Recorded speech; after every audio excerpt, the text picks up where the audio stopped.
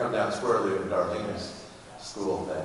But from the perspective of owing, isn't that kind of the issue? Yeah, I've chosen a very poor word, and of course I did it on purpose just to stimulate this kind of conversation, right?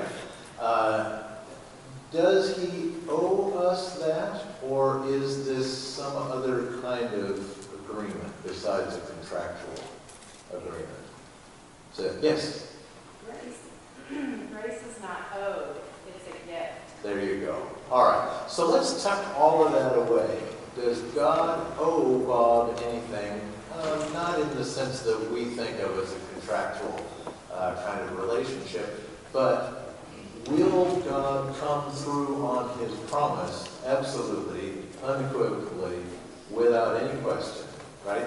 So tuck that away, and as we approach this text, I think we'll see a couple of opportunities to apply that. Let's pray together briefly as we begin this study. Father, we're so thankful that you give us a challenging model for how you interact with us. There are times when, because of our background and the way we're taught and the way we think, the cultural impositions on our thought process cause us to want to divide this up into black and white, either or kinds of things. And we thank you that you are a both and God. You are one and you are three. You have a Son who is perfectly you and yet perfectly human. And so challenge us today, Father, as we approach your word, that we will not impose our cultural expectations on it, but rather we will allow ourselves to be immersed in your culture. Through your Son that we pray. Amen. We're going to start back at the 19th verse of chapter 9 of Romans 9:19.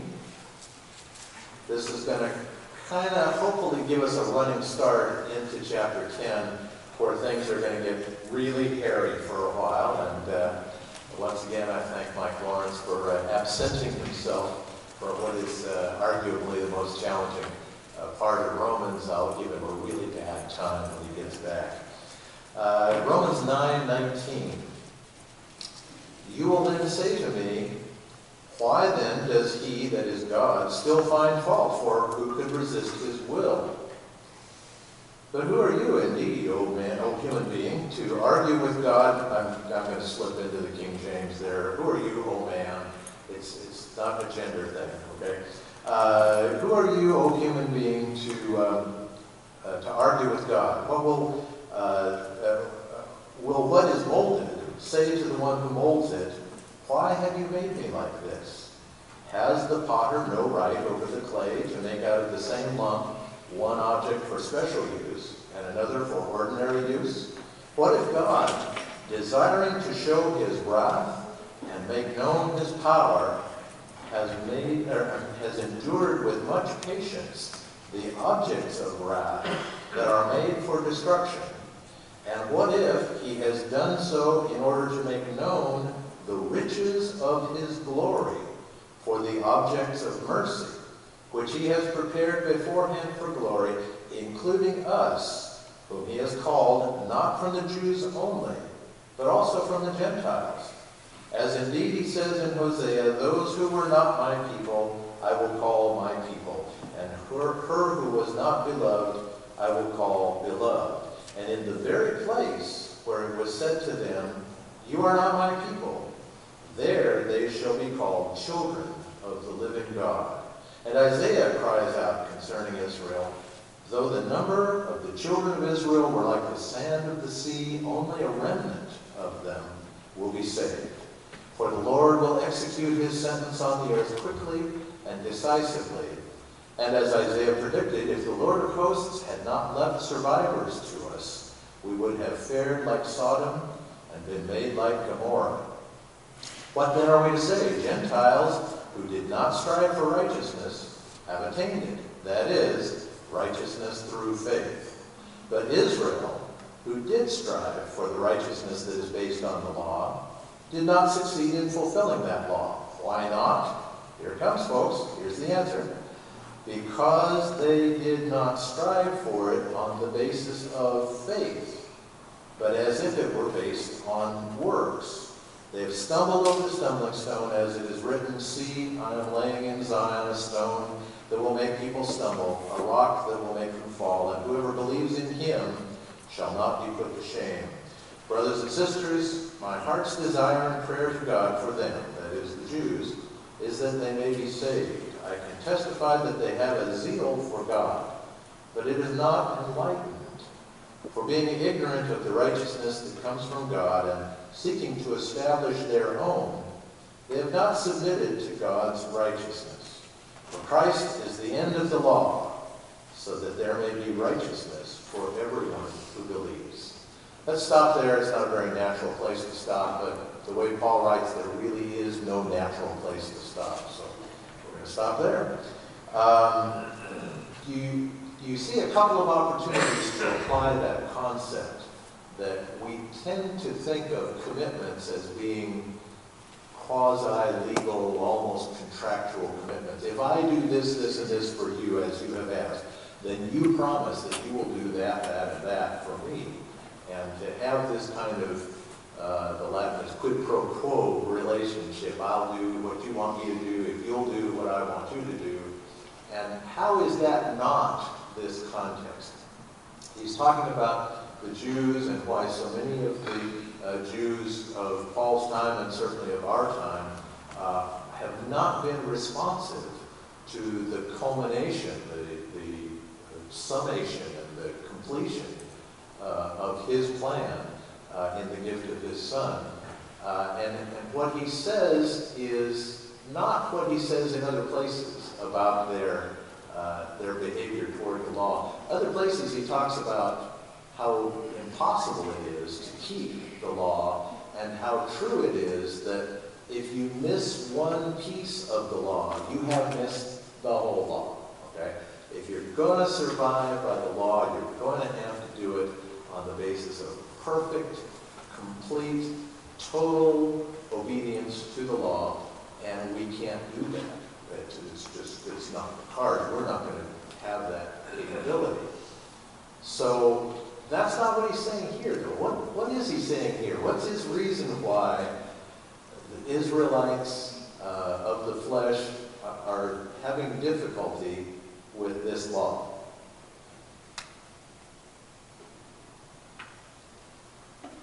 Now everybody's afraid to answer because I tricked you the first time.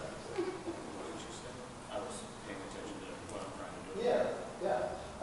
The question is, here he's not talking about not being able to fulfill every commandment in the law, always going to miss something. Here he's talking about a different reason why the Jews are missing the point of the law. It's a perception thing. Okay. Would it be that they were under the impression to the Mosaic, I mean, that they were the chosen people? Oh, they were no longer, they weren't under that impression. They believed that absolutely. And Including the Gentiles. Yeah. They were exactly. So we make a good point here.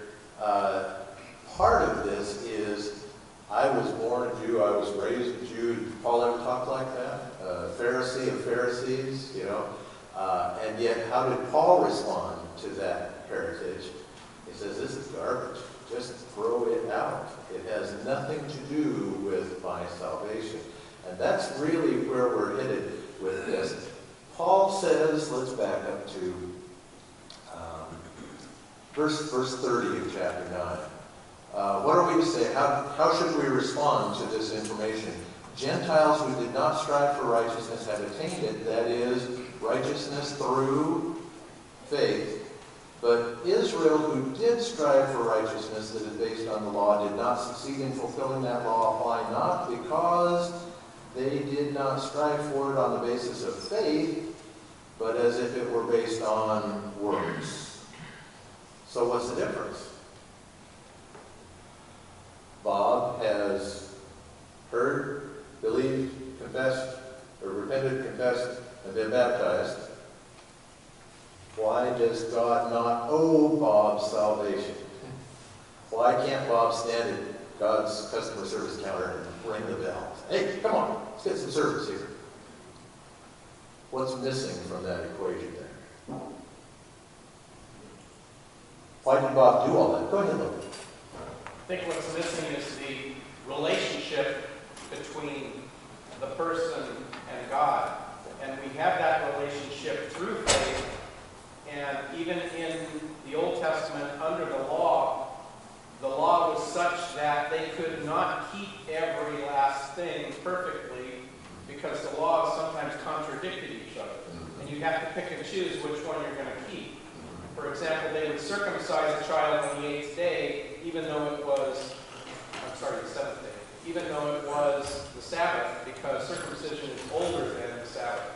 But, you have those contradictions. One law says help your neighbor pull the sheep out of the ditch, and the other law says keep the Sabbath. So, which one do you pick and choose? Indeed. And you have to trust God that He will forgive you for these types of things. Okay. So, if I go into this as a Jew under the original Mosaic law, I can approach it with one of two attitudes. One is, I'm going to keep that law. You just watch me. I'm going to do this. Who's the doer here? That would be me, right? I'm the one who's going to keep the law. The other approach is, I am going to keep the law to the best of my ability, given the fact that it's God's law, not mine, given the fact that I may not fully understand God's law. In fact, I can pretty much count on I'm not going to be able to fully understand God's law. Not only that, but I am human, and I am inherently selfish and self-centered, and I will choose to keep God's law when it's convenient at times and not keep God's law when it's inconvenient. But I'm going to rely on God to make up for my shortcomings. See the radical difference between those two. Yes? You have to really know God, because they used it, for instance, here, the potter and the clay, and then he'd throw out some if he wanted to. Yes. And then he said one place in Hebrews, I believe, that I will save who I want to save, and I will not save who I don't want to save. And he's quoting from all kinds of Old Testament sources. Esau, Jacob. Yes, absolutely. Esau and Jacob is one of the two that show up here in Romans, too. So this is a long-standing tension between these two things. We would like God to be very egalitarian, democratic. We'd like God to not be a respecter of persons, and He is not, is He? He certainly claims not to be, and we believe those claims. And yet, here we have this really confusing language all through chapter 9 about God raised up Pharaoh, the Pharaoh at the time of Moses, specifically so that God, would be able to show His power. There's a sense in which Pharaoh has no choice about this, even as we also say God raised that particular Pharaoh up knowing that he was going to have a hard heart, knowing that he was not going to be amenable to letting his free labor force hoof it on out into the wilderness to points unknown. Oh, and by the way, distinct possibility, since they were going north and east, that they were going to land in the enemy camp, and one of these days he'd have Israelites fighting against his army. He had all kinds of reasons to keep them there, and very little in the way of motivation to let them go. And so God knows in advance how this is going to work, and He hardens the hearts of those whom He chooses, and that kind of bothers us a little bit. That maybe bothers us a whole lot. It maybe bothers us enough that we want to kind of ignore some of that and go with the image of God that we'd like to have. Yes? We need to understand that what we consider impossible is not impossible for God. It's stated in the Scriptures. He's done it time and time again just to show what He's capable of. I something that we face today. Muhammad had to raise up his own army in order to enforce his own religion. Rarely do you see any prophets of God have an army at their disposal. Even Gideon, when he had 10,000, he was reduced to 300. Exactly. You know, so God does things in such a way that you know that these are his people that are speaking for him. And Muhammad didn't have that. So we have to realize that there are certain things that we have to take on faith. And one of those things is God is so far beyond us in our understanding that he knows things and how to present things in such a way that people are going to make the choice, if you will, of what they choose. Now, that doesn't necessarily mean that he's doing it across the board, but he's using special examples to show his power, to show there is nothing impossible for him. There you go. He created the universe from nothing. Yes, yeah. And not too many times that's happened. I guess only the one time. He chose to do that. So what we're trying to do here is contextualize this whole question of Israel after the flesh, the genetic, ethnic Israel, coming to God's plan with this kind of works-oriented, I'll take care of it, God. You don't have to get involved. I'll take care of following your law. And of course, that ultimately translated to what we know in the gospel record as the Pharisee approach to this. How do we make sure that we're following the law? Well, we build a fence around the law that says, don't ever take God's name in vain. Then I will solve that by never using God's name at all, with some interesting implications that come out of that. Historically, we don't know how to pronounce God's name in Hebrew because it wasn't pronounced for centuries. So everything we know about it is kind of, well, we think maybe because people named their kids after God, that this is probably how it gets pronounced. We don't actually know that for sure.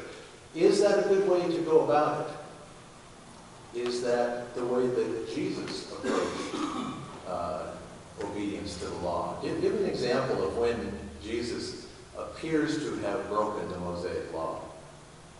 We've only got about a half a dozen of them. So. Yeah, go ahead.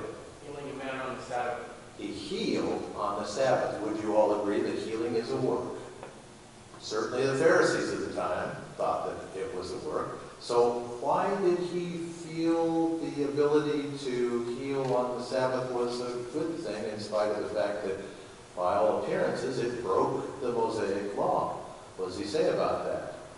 Is it good to do good on the Sabbath, or to do evil, or by implication not to do the good that faces you? He has a very conceptual idea of obedience to the law. And then there are those pesky disciples who are walking along a grain field on the Sabbath, and they pick a little grain to eat. Picking the grain, eating was okay on the Sabbath. Picking the grain was not. And we've got, my wife says somebody wanted to raise their hand. Go ahead. Well, I was going to say, this idea of not working on the Sabbath, the work that Jesus did was to the Lord. Exactly. So what we're looking at and what Jesus was looking at, if we align it, Jesus wasn't doing anything that God didn't want. It was a dedication to God, and that's what the Sabbath really was for, is if you're going to do something, do it to the Lord. That's okay. It's when you let yourself get distracted from the idea of remembering the Lord. And we are kind of given that command in all that you do and say. Do and say in the name of the Lord. We do it for Christ. Yeah. And if you can do something in God's name and do it with a good conscience, you probably are okay with that. But that's definitely not a Jewish perspective on law keeping. So how does this apply then? The big issue here for Paul is all of a sudden we got Gentiles who are being brought into the spiritual Israel. And we have Gentiles being brought into the spiritual Israel in part because God has arranged it so that his chosen people aren't yet ready to make that conversion. Isn't that interesting that God has this all planned out so that his people are going to be, for the most part, with notable exceptions, Paul being one of those exceptions, they're going to be resistant to this idea. No, thanks God, but I've got this under control. I can make my own way. And as a consequence, he turns to the Gentiles, whom he has always said, I'm going to bring them into the family, sooner or later, right? It's going to happen. Read the Psalms. It's about every fourth psalm has some reference to the nations coming to Jerusalem to worship at the temple and becoming a part of the body of people who call on the name of the Lord. So, isn't it interesting that he uses human natural tendencies to say, I got this, I'll be okay, I can do this. Not only to point out to people that we can't do this, but to invite the rest of the world in to participate in this same salvation, which most of us can be thankful for because most of us are not ethnically Jewish. So I, for one, am glad that we got that invitation. So let's go up here then to the beginning of chapter 10. Brothers and sisters, my heart's desire and prayer for God for them is that they may be saved. I can testify that they have a zeal for God, but it is not enlightened. How does that fit into this whole thing? How do you have a zeal for God, but it's an unenlightened zeal? Can we think of contemporary applications for that? People we know who have a religious zeal? Auditory knowledge might be a better way of saying it. Well, I think that's what the word enlightened is chosen for here. Yeah, it's human knowledge, not God knowledge, and as a consequence, it's an undirected or perhaps misdirected zeal. Go ahead. Which means they still want to please themselves first. There is something pleasing about doing the job all by yourself, isn't there? Anybody who's raised a 4-year-old? As you commented earlier, the Jewish people back then, they didn't follow God because they thought they could do it themselves. Sure. Well, and you hear today, why there's so few Christians in America, is because we depend on ourselves from a young age to do everything on our own and not depend on God. So Tom is suggesting that this idea of unenlightened zeal could in fact be applicable to ourselves today, right? It's a distinct possibility that we can be zealous for good works, for example, such that the good works become the desired result rather than what good works ought to result in. Glory to God versus glory to the one who's doing the work. Yeah. So this strikes me as being a passage here that's really, really practical. Now, we're still a couple chapters away from chapter 12, where we're going to get really practical. All of a sudden, everything is going to fall into place. And I, for one, am going to be uncomfortable reading some of that because it points out things where I still need to do some work. This is a precursor, I believe, to chapter 12. How do we approach daily life? How do we approach applying what we believe in, our systematic theology, if you will? Here's what I think I know about God. Well, so what does that mean? How does that translate into daily life? How does this work as I decide whether to shake my fist at the guy who just cut me off on the freeway or not? This is critically important stuff because it talks about how we respond to salvation. Do we respond to salvation with a typical North American customer-seller relationship? Hey, I did what you told me to do. Now, let's make it to salvation. Or do we approach this as I have done what I was supposed to do, which makes me not much more than an unprofitable servant. The works are the same. The attitude is radically different. And I think that's where this is going to land ultimately. Logan? In my opinion, part of the problem with salvation by works is that it depersonalizes God. It makes him into more of a vending machine than a person. And you don't have a relationship with him. You just have, you put in the good works coins and you pull the lever and you expect the salvation to pop out. What a great metaphor. And, I like that. that's how people treat God sometimes. Well, yeah, and how do we treat a malfunctioning vending machine? Pound on it and shake it back and forth. Like, come on, give me my fruit pie. That's a great metaphor. I'm going to use that. I may even roll the credits. Is that good? So, this is attitude shaping material, and so it's not so much an academic discussion. Why are the Jews the way they are? This is not about them. This is about us and how we respond to that. One more, and then we're going to move ahead. I'm going to say to this, you actually have two perspectives here. You have the city perspective where, like in our city, you have to do all the things yourself because everyone else is doing all their own things.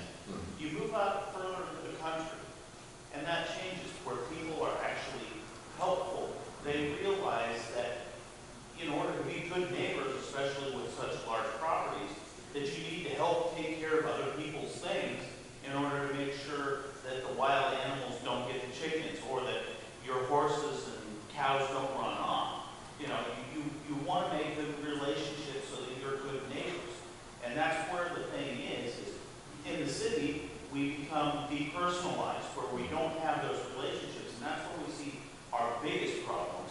Where in the country, you have to have that relationship because you can't take care of large areas, especially if you have any amount of livestock, in order to protect them and to take care of whatever, if it's a field, that you're working, you have someone help you out. And it's those kind of favors, not necessarily favors because they have to or they're being paid to, but it's just that relationship kind of thing. And that's where the rich and the poor in Jesus' time was at. The rich thought they could buy their way to heaven. The poor knew they couldn't. Excellent. Another wonderful metaphor there, the barn raising motif. Can you build a barn by yourself? Probably not. Two choices. You can hire a whole bunch of guys to come in and build your barn, or you can call your neighbors in. You'll all build a barn together, and the next neighbor that needs a barn built, you'll be over there helping them too. Are we a barn raising people as a church? I see some stuff going on up here that would probably be indicative of that. That's another interesting metaphor to kind of tuck away.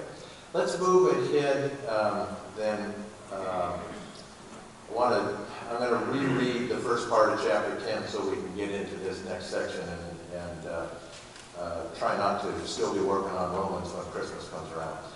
Start with the first verse of chapter 10. Brothers and sisters, my heart's desire and prayer for God, for them, the Jews, is that they may be saved. I can testify that they have a zeal for God, but is not enlightened, for being ignorant of the righteousness that comes from God and seeking to establish their own. They have not submitted to God's righteousness, for Christ is the end of the law, so that there may be righteousness for everyone who believes. Moses writes concerning the righteousness that comes from the law, that the person who does these things will live by them. But the righteousness that comes from faith says, do not say in your heart, who will ascend to heaven, that is, to bring Christ down, or who will descend into the abyss, that is, to bring Christ up from the dead. What does it say? The word is near you, on your lips and in your heart. That is, the word of faith that we proclaim. Because if you confess with your lips that Jesus is Lord, and believe in your heart that God raised him from the dead, you will be saved. For one believes with the heart, and so is justified, and one confesses with the mouth, and so is saved. The scripture says, no one who believes in him will be put to shame. There's no distinction between Jew and Greek. The same Lord is Lord of all, and is generous to all who call on him. For everyone who calls on the name of the Lord